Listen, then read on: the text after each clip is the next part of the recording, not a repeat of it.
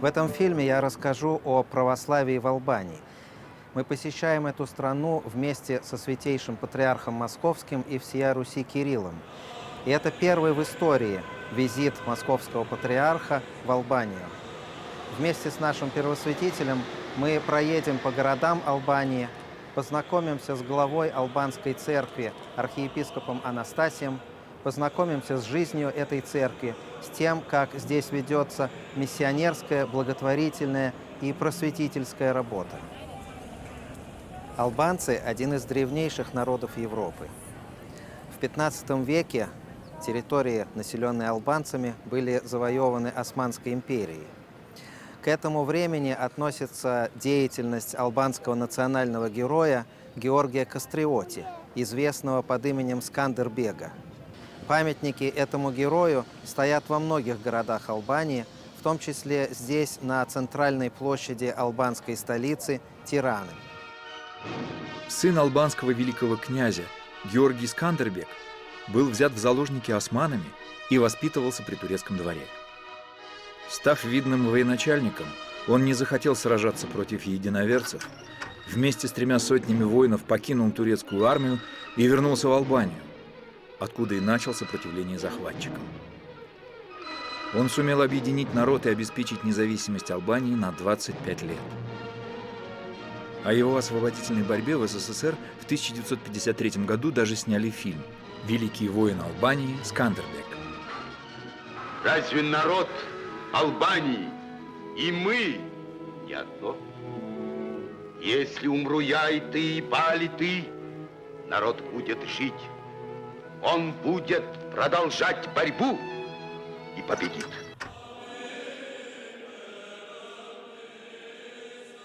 По тем документам, которые имеются в нашем распоряжении, мы можем судить о том, что его семья была как-то связана со святой горой Афон. Его родной брат, которого звали Репош, окончил свои дни там, на Святой горе, монахом в сербском монастыре Хиландар. Скандербег за всю свою жизнь не знал ни одного поражения. И он до сих пор остается героем в сознании албанцев. И сегодня наш флаг Албании – это флаг Георгия Кастриоти.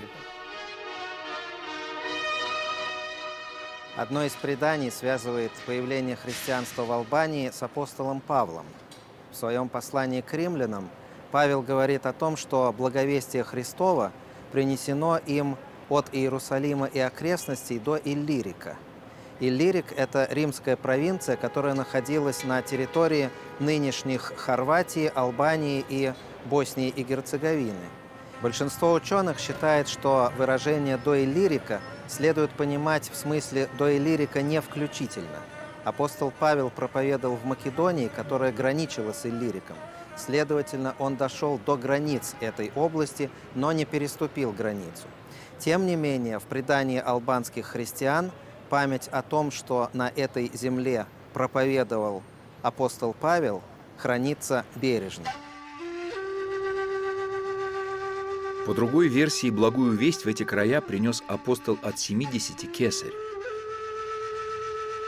Сам апостол Павел, согласно этому преданию, поставил его первым епископом Диррахия, албанского города на побережье Адриатического моря, который сегодня носит название Дуррес и служит главным портом страны. К 70-м годам нашей эры в Диррахии было уже около 100 христианских семей.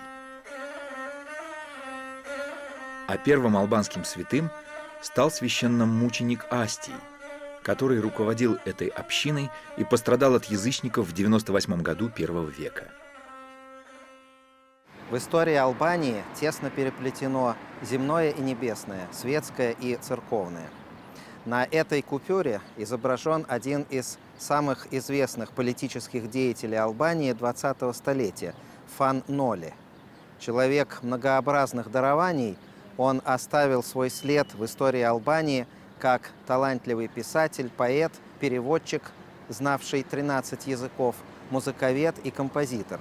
Его перу принадлежит книга о Скандербеге и посвященная ему рапсодия, а также книга о Бетховене.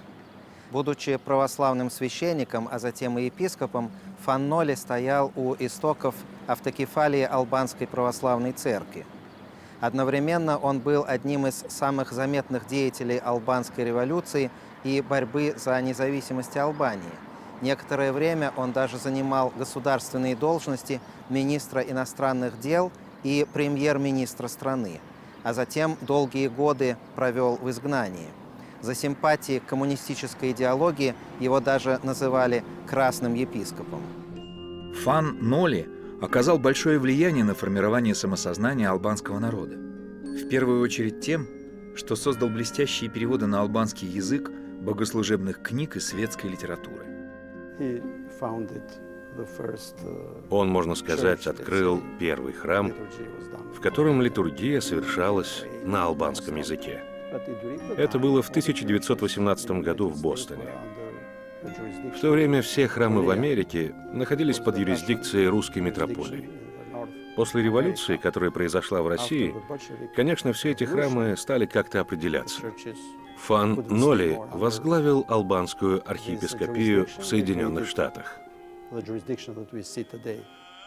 Этот уникальный человек сыграл такую огромную роль в становлении современной Албании и национальной культуры, что его заслуги перед албанским народом признавали даже его гонители. Когда он заболел, он уже был в возрасте. Король Зорг, его политический противник, который отправил его в изгнание, дал деньги ему на лечение, потому что Фан Ноли находился тогда в Америке, и лечение было очень дорогим. Он не смог сам оплатить его. В современной Албании русский язык изучается только на филологическом факультете Тиранского университета, и изучает его около 50 студентов в год. А было время, и оно продолжалось вплоть до 1986 года, когда русский язык изучался во всех школах Албании в качестве единственного обязательного иностранного языка. До сих пор в Албании сохраняется уважение к русской культуре, переводятся и читаются албанцами произведения русской классической и современной литературы. Влияние русской литургической традиции очень заметно в богослужении Албанской православной церкви, где сочетаются русские песнопения с песнопениями греческой церкви. Произведения русских композиторов исполняются в переводе на албанский язык в непривычных для нас темпах и, что самое интересное, в сопровождении электрооргана. Мильто Кристо Вако был одним из тех молодых албанцев, которые поехали в СССР получать высшее образование. Он проучился в Московской консерватории 6 лет, стал дирижером и женился на русской девушке. Мой профессор был Соколов, Свешников. То время, когда я был студент, там были самые известные музыканты не только для России, а в мире. Например, Ростропович, Ойстрах, Рихтер, как пианист. Был педагог Дмитрий Шостакович. Боже мой, как я не знаю, как я благодарен за то, что они нас учили. Когда в 90-е годы началось возрождение церковной жизни в Албании, Мильто обрадовался возможности применить свои знания на благо верующих и создал уникальный церковный хор, который существует до сих пор.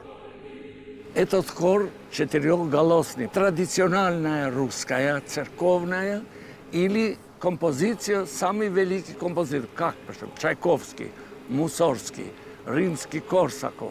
35 песен, которые поют у нас в хоре, и народ любит, может быть, больше, чем Византина, потому что она очень душевная, и очень четырехголосная и красивая.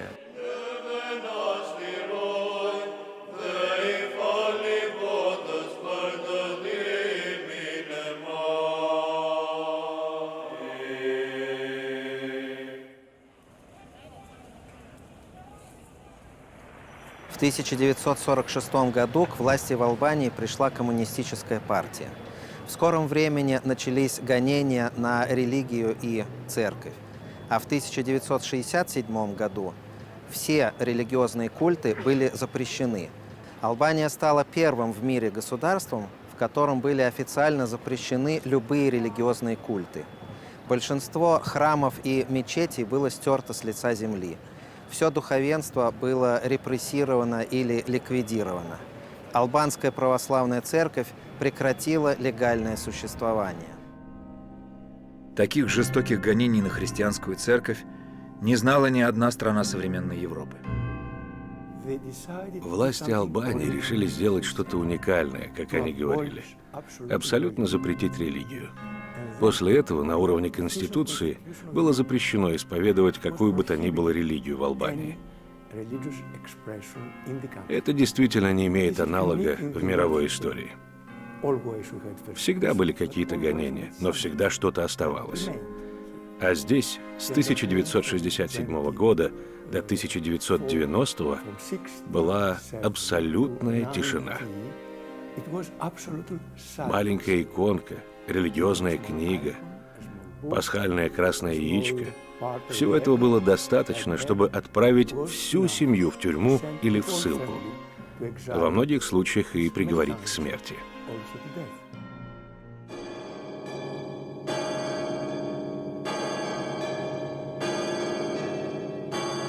Священников принуждали осквернять святыни, а в случае отказа расстреливали на месте. Даже разговоры о Евангелии и о Христе карались сурово, сроком заключения на 8 лет. Попасть за решетку можно было и всего лишь за совершение крестного знамения. Большинство церквей были разрушены. Некоторые из них были превращены в здания, которые использовались для каких-то других нужд. И только очень-очень малое количество старинных храмов сохранилось благодаря тому, что они были сочтены памятниками истории и культуры. Так чудом, хотя и превращенная в гостиницу, уцелела жемчужина средневековой архитектуры – монастырь Орденица. Обитель была построена византийским императором Андроником II в 1282 году в честь победы над сицилийцами. Коммунисты не тронули Орденицу, потому что в ней венчался Скандербек. Сегодня здесь живет всего один монах, но к нему в гости каждый день приезжают сотни паломников и туристов. Здесь можно увидеть, какую красоту мы утратили в Албании в 20 веке.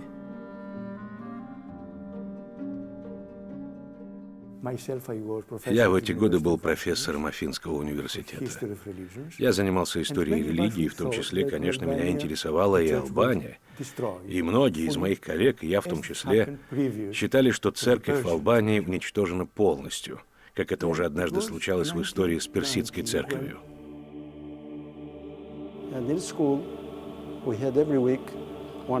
Я помню, в школе у нас каждый день был урок атеизма. На этих занятиях высмеивались священники, высмеивалась вера. Нам преподносили их как темную силу, как мракобесие. Вся эта пропаганда, они показывали нам фильмы, какие-то плакаты, все это разрушало веру в сердцах людей. Вот это было настоящее разрушение. Не то, что стены монастырей и храмов, а разруха наступала в душах и сердцах людей. Владыка Иоанн, епископ Корчи, старинной кафедры в горах на границе с Македонией, вспоминает, как в юности к нему в руки случайно попала запрещенная книга книг – Евангелие. Я стал учить французский язык в это время. И кто-то мне сказал, что у одного человека есть книга на французском. Это был Новый Завет. В те времена было гораздо легче найти динамит, чем Евангелие. Вскоре после знакомства с Новым Заветом будущий епископ вступил в подпольную группу верующих и как будто попал в катакомбную церковь. Я был самый молодой из этой группы. Мне было около 20 лет. В процессе наших разговоров, обсуждений, я принял решение креститься. Но в то время, по Конституции, религия считалась преступлением.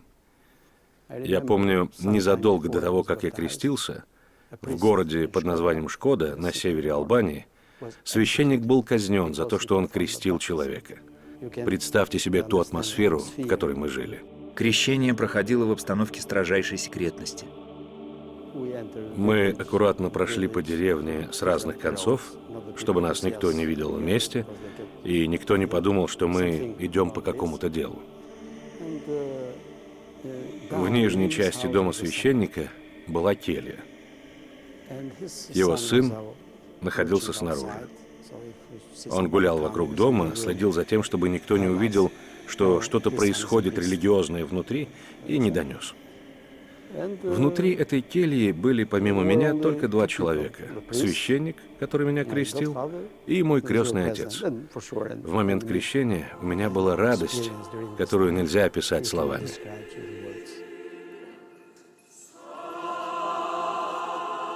Даже в те богоборческие времена многие албанцы сохраняли веру. Литургии совершались ночами, монахи жили группами в обычных деревенских домах, превращенных в тайные монастыри. Лек Таси, виолончелист, писатель, один из тех, кто в годы гонений не отрекся от христианства, за что был отправлен в ссылку вместе со всей семьей. После того, как я был уволен из оркестра, меня, мою мать, отца, братьев и сестер отправили в ссылку в одну из деревень Центральной Албании. Мы не могли вернуться оттуда в Тирану в течение 15 лет, до осени 1990 года. Моя сестра была арестована по фальшивым, надуманным обвинениям. Она была осуждена на 8 лет тюрьмы. По счастью, была амнистия, так что она отсидела всего 3 года. Но эти 3 года очень плохо отразились на ее здоровье. Она, к сожалению, уже ушла от нас. Самым страшным было смотреть на мою старенькую мать, на то, как она переживала из-за моей сестры, своей дочери, находившейся в тюрьме.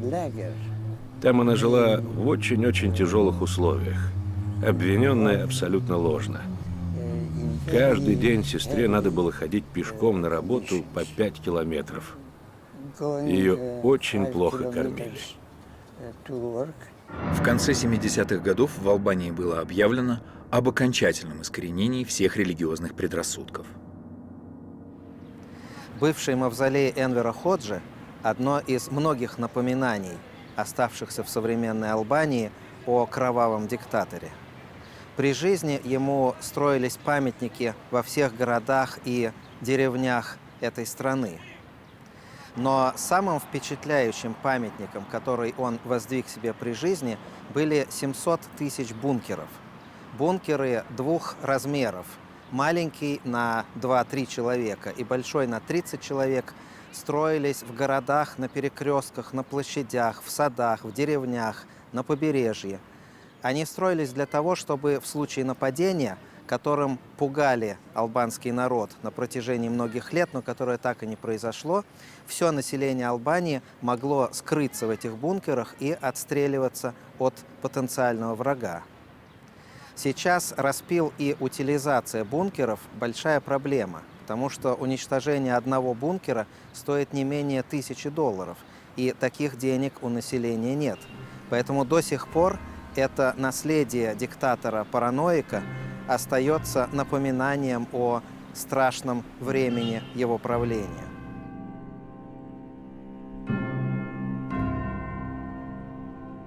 Люди, пережившие гонения во времена диктатуры Ходжи, свидетельствуют.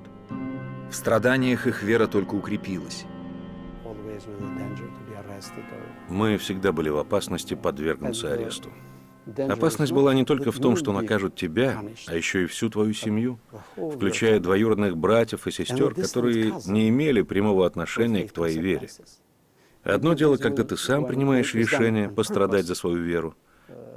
Другое дело, когда ты знаешь, что из-за тебя пострадают другие люди, твои близкие. Но во времена самых жестоких гонений я испытывал такую радость, которую не испытывал больше никогда. Я могу сказать, что страдания, которые мне пришлось перенести в жизни, они послужили тому, что моя вера выросла. Я окреп в вере. Весной 1991 года в Албании пал коммунистический режим. В том же году на пасхальное богослужение около 3000 албанцев собрались в единственном действующем в Тиране православном храме. Так началось восстановление церковной жизни в стране.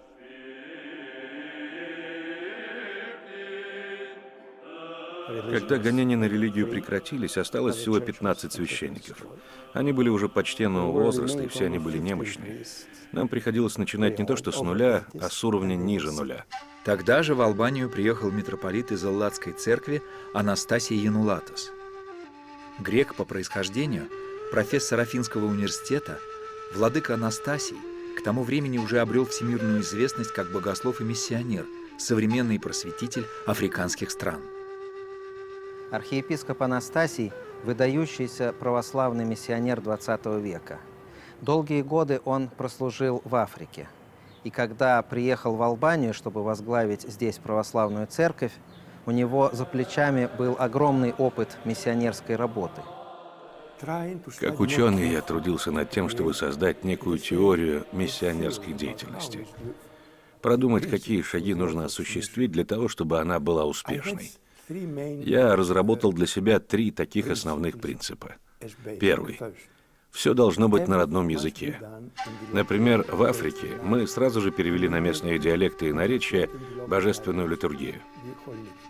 Все должно быть, включая священное писание, катехезис, богослужебные тексты на родном языке. Второе. Обязательно надо привлекать к руководству местное население. Мужчин и женщин, которые будут продолжать твою работу. Третье. Постараться достичь автономного существования. В этом в Африке ситуация была несколько отлична от той, которую мы имеем здесь, в Албании. Архиепископ Анастасий известен и как автор многочисленных книг и трудов по православной миссии. Одна из его книг недавно издана на русском языке. Она называется «Даже до края земли».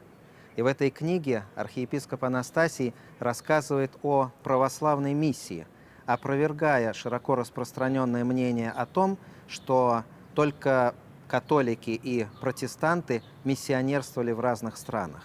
В своей книге архиепископ Анастасий рассказывает о миссии Русской Православной Церкви в Японии, в Китае, о выдающихся миссионерах разных веков и народов.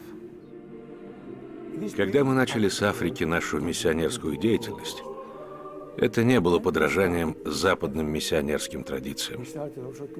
Это было как бы открыванием заново нашей собственной православной миссионерской традиции. Я имею в виду святых Кирилла и Мефодия в первую очередь. Это византийская традиция. И потом русских миссионеров. Иннокентия Аляскинского, Николая Японского, Касаткина. Первые статьи, которые я опубликовал в Греции, были как раз посвящены этим миссионерам. Назначение профессора Анастасия Янулатоса патриаршим экзархом в Албании для него самого стало полной неожиданностью. Когда в 1991 году я находился в Найроби, в Кении, я получил телефонограмму из Вселенского Патриархата, в которой говорилось: «Примите поздравления, вы назначены патриаршим экзархом. Вы поедете в качестве посла в Албанию, чтобы проверить, что там происходит и в каком состоянии находится церковь». Я сказал: что же я буду делать в Албании? Я не знаю ни языка, ни реальных условий албанских, ничего. Когда владыка Анастасий прилетел в Албанию в июле 1991 года, то, выйдя из самолета, вместо европейского столичного аэропорта, он увидел обыкновенную деревню. Аэропорт выглядел как деревня. Меня встречала маленькая группа людей. Меня сразу пригласили в старинную церковь, в которой тогда находился гимнастический зал. Я помню, что первая моя фраза, которую я выучил на албанском языке, я спросил кого-то, как будет по-албански «Христос воскресе». Мне сказали, как. И, оказавшись в храме, я впервые произнес по-албански «Христос воскресе». Все эти люди, которые меня встречали, начали плакать, потому что именно этого они ждали так долго. При этом был огромный энтузиазм простых людей, которые надеялись на возрождение. И вот эта фраза и стала для меня решающей. «Христос воскресе». Несмотря на то, что он был распят и убит, он воскрес, и я надеялся, что то же самое произойдет и с албанской церковью, которая пробыла в гробе 24 года. Было такое облако подозрительности. Я был уже не молодым человеком, мне было 62 года. У многих это вызывало удивление. Но почему этот человек, который уже имеет состоявшуюся научную карьеру, он кандидат в академики Афинской академии наук, он имеет международное признание как ученый, как богослов, зачем он сюда приехал? Что стоит за всем этим? Может быть, за этим стоит политический интерес или еще какой-то. И знаете, было очень сложно убедить людей в своей искренности. Мне как-то надо было что-то делать с этой подозрительностью, и я сказал себе: Анастасий, послушай, эти люди, начиная с детского сада, заканчивая университетом, всю жизнь слышали, что Бога нет, и особенно, что нет Бога любви. Все, чему их учили, входит в конфликт с твоей миссией. Как они поверят, что ты приехал сюда, потому что ты любишь Бога, и что ты любишь их? Это будет очень трудно для них. Но, несмотря на все эти трудности, прими их такими, какие они есть. Продолжай работать, и ты увидишь, что из этого получится. Архиепископу Анастасию удалось в буквальном смысле поднять из руин православную церковь в Албании.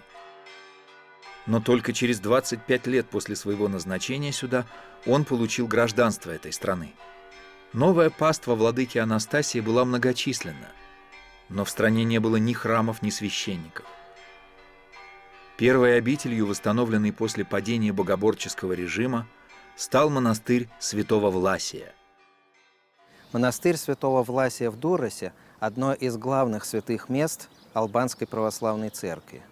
До 1967 года здесь находился столб, к которому, по преданию, был привязан святой Власий, когда его мучили. К этому столпу стекались паломники со всей Албании. Они оставались здесь на ночь, здесь совершались богослужения. А в 1967 году монастырь был разрушен до основания, от него не осталось камня на камне. А столб святого Власия был превращен в пыль, и пыль эта была спущена в реку. Восстановление монастыря началось в 1996 году, когда он был фактически отстроен заново. Сюда же была перемещена созданная в 1992 году Духовная академия Воскресения Христова. В этой академии сейчас обучается около 30 студентов, юношей и девушек. При обители также создан сиротский приют. Все, что здесь было до наступления демократии, это 2 магазина. Но верующие люди все равно сюда приходили, и они говорят, что здесь совершались многие чудеса. Вот видите часовню? В годы гонения оставался всего-навсего 1 камень, на котором и стояла эта часовня. Но камень необычный. Именно на этом камне пролил свою кровь святой мученик Власий. Здесь же открылись богословские курсы, а потом и первая семинария, из которой вышли современные пастыри албанской церкви. В 1996 году здесь у нас в монастыре святого Власия владыка Анастасий уже открыл богословскую академию. В этой академии обучаются как мужчины, так и женщины, потому что владыка Анастасий убежден в том, что и мужчина, и женщина должны каждый по-своему принимать участие в литургической жизни церкви. Когда наши студенты оканчивают богословскую академию, то многие молодые люди становятся священниками, а девушки становятся, например, преподавателями в воскресных школах или даже в семинарии, где они передают свои знания следующим поколениям. В годы обучения в академии студенты проживают здесь, они на полном пансионе. То есть у них здесь и еда, и ночлег, они вместе молятся, вместе учатся, и потом таким образом привыкают жить внутри церкви и служить церкви. Православные школы, детские сады, поликлиники, дом престарелых, радиостанция и целый церковный комбинат, где реставрируют и пишут иконы, издают книги и периодику, делают резные иконостасы и свечи, которыми пользуются христиане всех конфессий в Албании. Все это появилось в Албании благодаря нынешнему главе православной церкви, архиепископу Анастасию.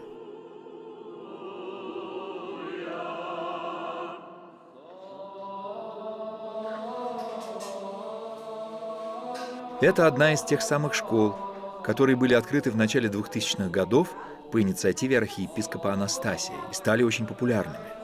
За это время количество их воспитанников увеличилось в разы. Большинство учеников православные, но школа открыта и для детей из самых разных семей. Мы готовим детей к тому, чтобы они могли поступить в любые университеты по всему миру. Ну и в самой Албании, конечно. Ребята поступают к нам из разных городов и местечек Албании. Началась она с 16 школьников, а сейчас у нас учатся 1000 детей. Самое первое здание школы было очень маленьким.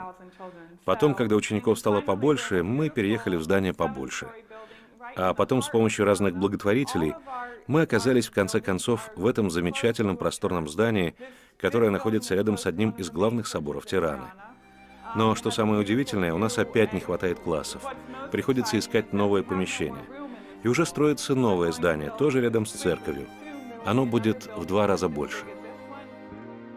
Дом престарелых – один из самых молодых проектов Албанской православной церкви. Открыть его решили 2 года назад. Здесь в скором будущем смогут поселиться 15 человек. Наш дом престарелых не должен напоминать какую-то государственную или общественную организацию. Мы стараемся сделать все, чтобы он был похож на дом. На обычный дом, где живет просто вот такая большая семья. Поэтому мы сделали дизайн домашним. Стулья, занавесочки. Наши женщины тоже помогают нам в украшении этих помещений. Очень дружные наши жильцы. Они все делают сообща. Живут мирно. Люди здесь очень бедны. Невозможно было использовать ту же модель, которую мы имеем в других церквях. Существовать за счет пожертвований, где приход поддерживает своего священника. И я шучу, что на первых порах, чтобы обеспечить церковь Албании финансами, я на международных конференциях раздавал такие визитки. Профессор Афинского университета, архиепископ Тираны и международный попрошайка. Мы пытались что-то купить. Ничего особо не получалось, но я лично не хочу быть тем человеком, который сдает апартаменты. Это всегда очень опасное дело. Слава богу, один из моих друзей подал мне прекрасную мысль. А почему бы тебе не построить что-нибудь, имеющее отношение к реке? И тогда мы решили построить гидроэлектростанцию. Сейчас она уже работает. Эта гидроэлектростанция построена Албанской православной церковью по новейшим технологиям и безопасна для окружающей среды. Мы хотели сделать так, чтобы река не пересыхала по нашей вине в летние месяцы. Для этого мы специально устроили шлюзы таким образом, чтобы они могли регулировать уровень воды, не допуская каких-то опасных понижений или повышений этого уровня. Более того, наша гидроэлектростанция помогает в засушливые периоды поддерживать оптимальный уровень воды в реке. Сейчас доходы от гидроэлектростанции покрывают все богослужебные нужды церкви и еще помогают финансировать образовательные проекты. Эта гидростанция принадлежит Албанской православной церкви. Это очень хорошая инвестиция, очень хорошее вложение. Мало того, что она приносит пользу людям, на эти деньги церковь может содержать воскресные школы, поликлиники, больницы, дома престарелых и так далее. Я думаю, то, что удалось совершить архиепископу Анастасию, можно считать настоящим чудом современного православия. Мое свидетельство – это свидетельство очевидца. Все происходило на моих глазах. Ему приходилось работать в очень тяжелых условиях. Я думаю, подавляющее большинство людей отказались бы от такого служения и уехали бы. Но он остался. Он дал Албании все, что у него было. Его мудрость, его огромную веру, его любовь к людям и к Богу. Величественным символом возрождения православной церкви в Албании стал кафедральный собор Воскресения Христова, который был возведен в столице страны Тиране 5 лет назад. Кафедральный собор в честь Воскресения Христова – главный православный храм Тираны. Строительство этого собора велось 8 лет, и он был освящен в 2014 году. Собор построен на земле, полученной от государства в компенсацию за разрушенный в 1967 году прежний кафедральный собор. Здесь регулярно совершает богослужения архиепископ Тиранский и всей Албании Анастасий. В состав храмового комплекса, помимо кафедрального собора, входит колокольня, часовня Рождества Христова с баптистерием и лекционный зал на 850 мест. Собор, в котором мы с вами сейчас находимся, тоже детище владыки Анастасия. Архиепископ всегда хотел построить что-то необыкновенное, уникальное, что-то очень красивое. Потому что, конечно, собор — это ведь такое утешение для церкви, для народа Божьего. Это знак огромной любви людей к Богу. Этот собор стал своего рода венцом, который венчает все эти 25 лет, которые владыка служит здесь, в Албании. Мы всегда будем благодарны ему за его работу. В связи с общей тенденцией европеизации населения Албании, в последние годы роль христианских вероисповеданий в стране усиливается, хотя мусульмане по-прежнему составляют здесь большинство. Пастыри Албанской православной церкви бережно сохраняют все национальные традиции богослужения, сложившиеся в разных регионах страны. Конечно, у нас в Албании есть много греческих деревень и городков, но основная часть прихожан — албанцы.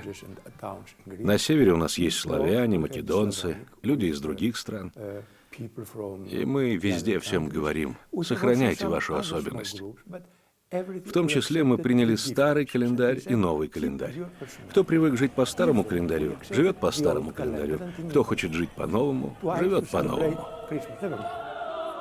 Албанские христиане свидетельствуют: за четверть века свободы вероисповедания в стране удалось восстановить не только храмы и монастыри, но и построить православную церковь на основаниях, заповеданных самим Иисусом Христом – любви, милосердии и сострадании. Архиепископ Анастасий смог не только возвести стены, восстановить разрушенные монастыри и храмы, он смог привить современной церкви дух, возродить дух, привить верующим любовь друг к другу и уважение к людям других религий. Это ведь слова Христа в Евангелии. Даже если эти люди для нас враги, мы все равно должны молиться о них, благотворить им, любить их. В наши эти трудные времена мы особенно нуждаемся в любви ко всем, потому что православная церковь без любви — это не православная церковь.